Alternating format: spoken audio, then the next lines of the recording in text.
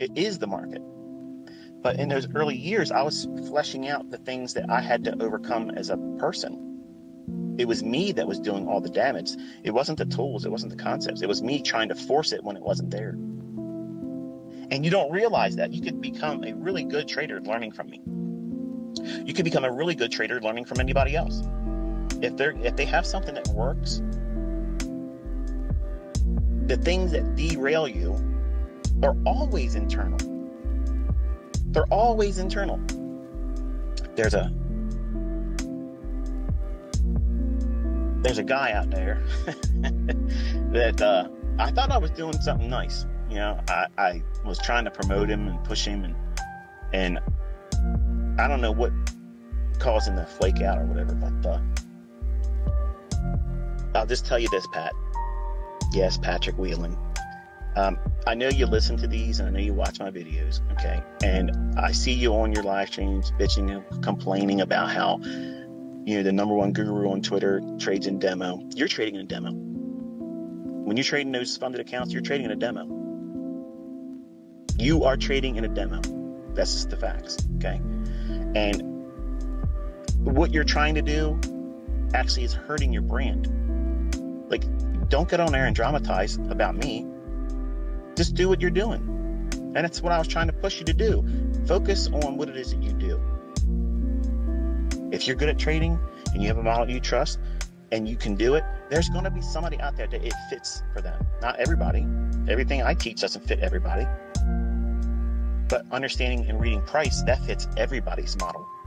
No matter what you do, the way I teach and show you where price is going to gravitate to, if you plug that into anything that already makes money, it supercharges it.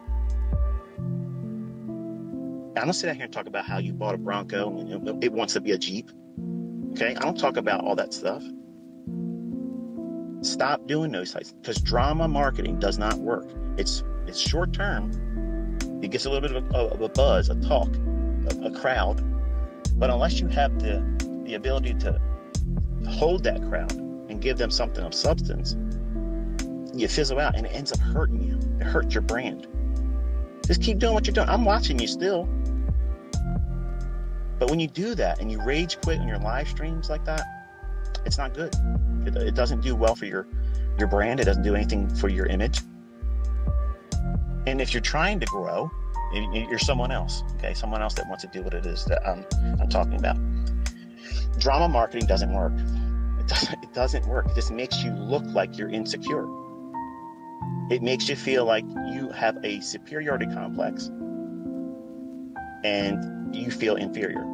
That's why these other influencers talk about me, because I'm beating the shit out of them. And I'm not even trying to. I'm trying to be gentlemanly and tell you, don't do that. This is how you help your own brand. Who would do that? Nobody else would do that. I want all of you to succeed. I want all of you to do well. I want you all to make money, because you're all going to be having a harder time in the next few years. It's going to get stupid.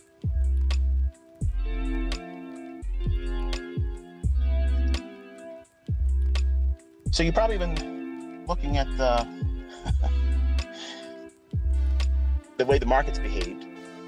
And early on in the beginning of May, I told you one of the seasonal tendencies I like to have is a sell-off or weakness in the month of May going down into the month of June for stock indices. And if you have gone through the core content, you'll hear me talk about seasonal tendencies, and I give you very specific seasonal tendencies. And I got them from Steve Moore, okay? And I've already shared his website and such, but he doesn't know me. And maybe he does now, because I probably put a lot of people on to him, but I don't get any kind of kickbacks. And Steve, if you're listening, I don't want one. I just think he has the superior the commodity and well, all the markets, really. He covers all of them. But his seasonal tendencies are absolutely the pinnacle. Like, that is, if you're going to do anything with seasonality in markets, he is the person to go to. Like, he is the man. He's the guy that has the data, because the way he does it, it's not form-fitted. You know, I have Larry Williams' Sure Thing commodity trading book. Okay. And to me, when I first read it, it was like, wow, this is revolutionary. This is the thing. And he was kind of like the first guy to get out there and really put something into print about it. And you got guys like, when I was coming up, it was like Jake Bernstein. He made a big thing about seasonal tendencies. It wasn't until Steve Moore did his product of having like a 15-year, a 5-year, comparing, showing the relationships of how it performed over the seasonal tendency. Like, for instance, when eggs used to be a futures contract, and they don't trade them anymore. But when do you think egg prices would go up? Right before Easter. Everybody would be buying eggs to dye them, and it was just like every year everybody knew when to buy eggs, and that was the trade that's never failed. Well, that same thing existed in pork bellies, and if you eat bacon, that's where you get bacon from, the pork belly. Well, they don't trade pork bellies anymore either. So, but these thin markets, they were really wonderful markets that had high degree accuracy with their seasonality. Steve Moore brought in a perspective that if he hadn't done it, I wouldn't have even considered it.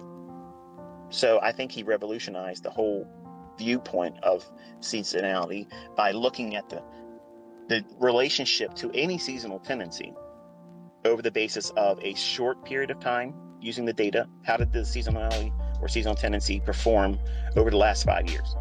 And then how did it perform over the last 15 years? And then how did it perform over the last 25 years or 30 years?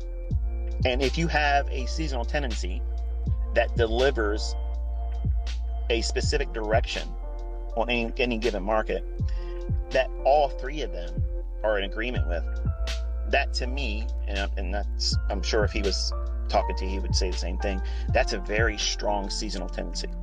Very, very strong seasonal tendency. And that was what I did in my core content, where I used his seasonal tendency charts, and I said, these are my favorite seasonal tendencies because I see them as strong, and I go into detail as to why I believe that, and I show you visually using his product. And I think that if you are going to trade with seasonal tendencies, you should support him as a content creator. I get nothing for it. It's a matter of insight that you really can't get. There's a lot of people on websites out there that have seasonal tendency graphs and such. To me, they're substandard. They're nowhere near the degree of Steve Moore and what he does with seasonal tendencies. And frankly, if I was him, I would charge more money. And you're probably cussing me right now thinking, what are you doing that for, ICT? Because his product, in the hands of someone that knows how to trade, it's literally like a roadmap. Like I can look at these graphs and say, okay, in the fall, at this specific month, I know I want to be a short seller. I want to be a long trader on this month of that particular market. And it sounds like that can't be. As a new trader, when you first come into this, everything is told to you by books and educators that it's random. Everything in these markets are random, and you can't time the market, and you have to react to price. And that's absolute bullshit. That's bullshit. You cannot listen to that drivel, okay, and adhere to that logic and become a independent thinking, consistently profitable trader. I'm convinced of it because I did my utmost best to try to do that. And everybody else that does the same bullshit, that's why the 90% losing statistic exists. But what you don't realize is, folks, listen, and I've said this many times in other resources, whether it be on YouTube or in other Twitter spaces, but yes, I absolutely believe that the statistics with trading, that 90% blow out really early and they never become profitable. 90%. But what you fail to realize is there's another party on the other side of their trades. It's a net sum zero game. For every winner, there's a buyer. So the paradigm shift that I had was, okay, when I first started, I was absolutely residing in that 90% losing crowd. I was there, and I was buying books thinking that shit was going to help me. It was going to change my direction. It was going to create me and put a path in front of me that was going to be the right one. Now, what I failed to understand is if I'm buying that same book, and it's been out there for sale for years before I even started, why is it that everybody else hasn't figured out what I was going to do, which is follow the rules? And when I stopped buying books, that's when I started learning. When I stopped system hopping and changing my hand of who wants to teach me now, who wants to be the mentor of Michael. When that stopped, and I put my ass in front of the charts and said, okay, I don't know anything. I'm nobody, and I'm at the first step. I'm at 0. What do I want to do? Where is my focus at? Where do I right now, looking at these markets and the opportunities that they present, where do I want to go in this? What can I do with the job that I have? I had a job that I was working. I had to be out in Owens Mills real early in the morning, and the whole workday was really about 12 and a half, 13 hours. So I couldn't be in front of the charts to trade live because I would be all over Baltimore City and Baltimore County filling up vending machines, fixing coffee machines. And even on the way home, I would probably have to be stopping and fixing a machine that someone would call and say, hey, something didn't work. And my boss at the time, Glenn, would say, this is I need you to do this. And that's it. So I can't go home and do what I want to do when I'm off. I'm stopping and doing a service call. So I had to come up with a way of determining what the hell it is I'm going to do, which was very difficult for me because I felt like if I could sit in front of the charts and look at 1 hour charts real time, I would be able to do very, very well.